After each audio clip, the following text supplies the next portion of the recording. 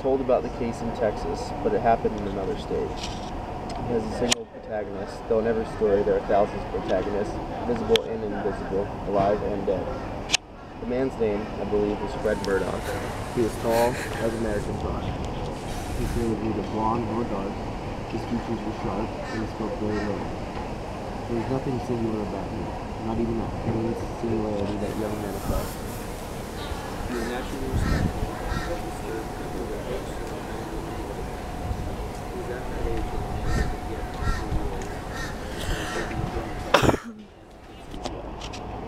Pilgrim mysticism, or the unknown origins of Hungarian algebra, or the hazards of war, Puritanism, or orgy.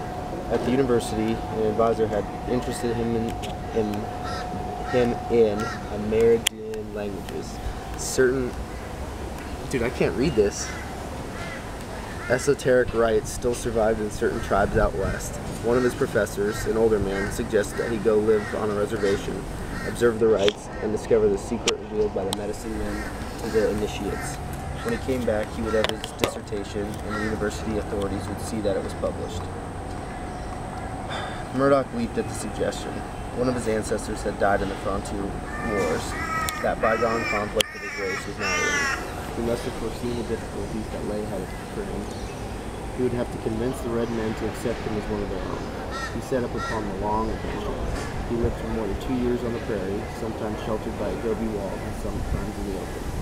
He rose before dawn, went to bed at sundown, and began to dream in a language that was not that of his father. He conditioned his palate to harsh flavors, covered himself with strange clothing, forgot his friends and the city, came to think in a fashion that the logic of his mind rejected. During the first few months of his new education, he secretly took notes. Later he tore the notes up, perhaps to avoid drawing suspicion upon himself, perhaps because he no longer needed them.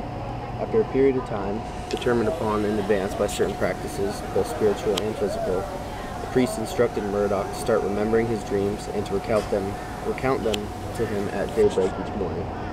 The young man found that on nights of the full moon he dreamed of buffalo. He reported these recurrent dreams to his teacher. The teacher at last revealed to him the tribe's secret doctrine. One morning, without saying a word to anyone, Murdoch left. In the city, he was homesick for those first evenings on the prairie when, long ago, he had been homesick for the city. He made his way to his professor's office and told him that he knew the secret, but had resolved not to reveal it. "Are you bound by your oath?" the professor asked. "That's not the reason," Murdoch replied. "I learned something out there that I can't express." "The English language may not be able to communicate it," the professor suggested. "That's not it, sir. Now that I possess the secret, I don't know how to tell you.